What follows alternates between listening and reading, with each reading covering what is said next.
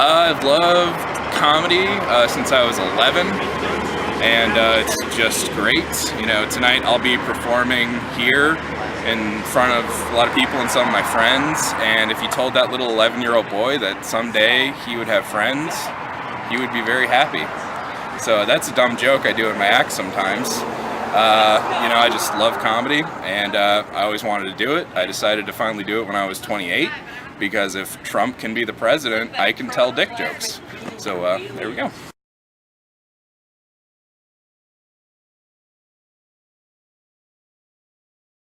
It was really crazy. I did 3 minutes, messed up every punchline, but I got some laughs, and you know, I thought, you know, my whole life would change after I did it, except nothing did, but I was really happy I did stand-up.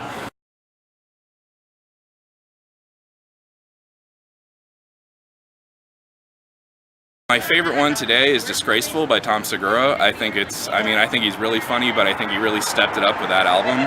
I've watched it several times and it always makes me laugh.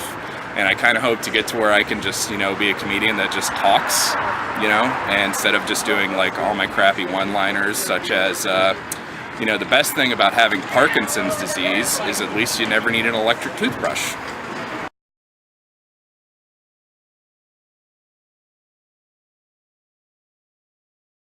I grew up on Seinfeld, of course. That was the one show me and my dad could watch together. And this was, you know, something I actually want to talk about on stage, so I'll talk about it on film. Me and my dad are watching Seinfeld, and all of a sudden, there's a sex joke, and we both laugh, and I'm 12. And he leans over, and he goes, "So do you know everything you need to know?" And I said yes, because I didn't want to hear what he had to say. But I didn't know everything I needed to know, and that's why I was in prison for 10 years. Mr. Show, you know, I enjoy a lot of people who have been on Saturday Night Live. Chris Farley is a pretty big inspiration. I love the Matt Foley sketch so much. It's my favorite thing. Written by Bob Odenkirk, who was on Mr. Show. So that's how we bring it back in comedy. Let's see, you know, nothing's really coming to mind. Mad TV, you know, when I was 13, you know, it was fun for what it was. Lots of Kids in the Hall, Monty Python, of course, and, you know, just pretty much anything that makes me laugh. I really, really love Blazing Saddles. It's one of my all-time favorites. So many things going on in that movie, just very, very quotable. Won't do any of those quotes now because it's 2019 and I like doing comedy. Let's see, other comedy films. Both Wayne's World movies are amazing. Let's see. This is going to be edited, I imagine. Let's see. Not a lot over the past like 10 years or so, as I feel like, you know, it's kind of all the screwball, slapstick, horrible bosses kind of stuff. And actually my favorite movie of all time is Hot Fuzz, which you could kind of say is an action comedy parody kind of thing. Of course, Shaun of the Dead. And I like really dry humor. Like that's something I really love. So I love dry humor like Hot Fuzz and Shaun of the Dead.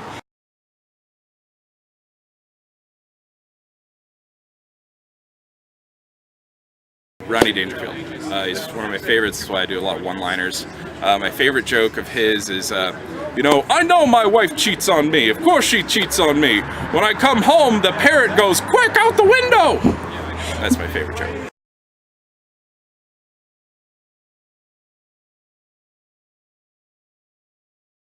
Bert Kreischer, Tom Segura, two of my favorites. They're both like kind of Florida-based and inspired, and they come around here, and I love them so much. Bill Burr, another one of my favorites. Chappelle, huge influence. Like the Chappelle Show when I was 12 was just the greatest thing in the world, and I still love him today. Let's see. Of course, Jerry Seinfeld, and actually it was Patton Oswalt that definitely kind of said, "Oh, fat nerds can do it too?" And I said, "Okay, then I should try that someday." So I did.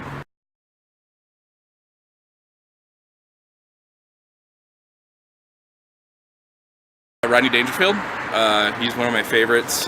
Him roasting me, Don Rickles, Jeff Ross, of course, roasting me, Dave Attell. I don't know if you just have seen Bumping Mics, that's on Netflix, it's hilarious. And one more that I would love to have roast me, Natasha Leggero. I think she is so funny, and I think she's like a very, very brutal comic, and I would love her to just eviscerate me to pieces.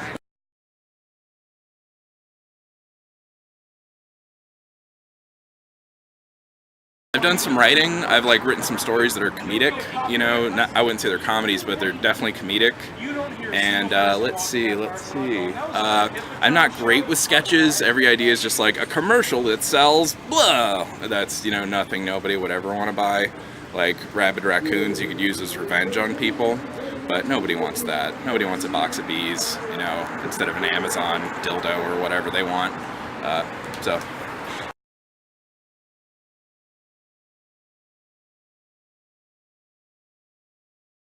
If I could be featuring by then, that would be awesome. I would like to be getting paid doing it. I've been paid many times. I recently opened for Randy from Trailer Park Boys, which is really cool. I got paid well, and I got to meet all kinds of awesome people. And he said my name on stage several times, so that made me very, very happy. And but yeah, I would just like to be a little further along than I am now. I mean, I don't have to have a special on Netflix. It would definitely be a not special, because you know, sadness, tears. But anyway, yeah, I would just you know, some advancement. You know, like, you know, definitely maybe by the time I'm in my mid-30s, which is going to be in about a year, that would be great. Yeah.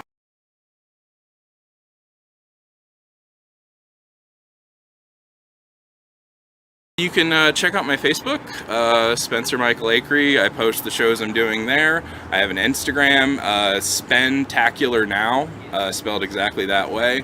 It's a pun on the movie called Spectacular Now, which I have never seen. So, yeah.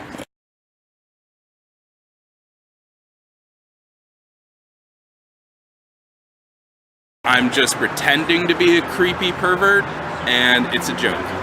And that, you know, laughter's fun. And I hope everyone has a good time at the show. And you don't have to yell "aw" when I do a self-deprecating joke, because you're not me. Like, shut the fuck up and laugh.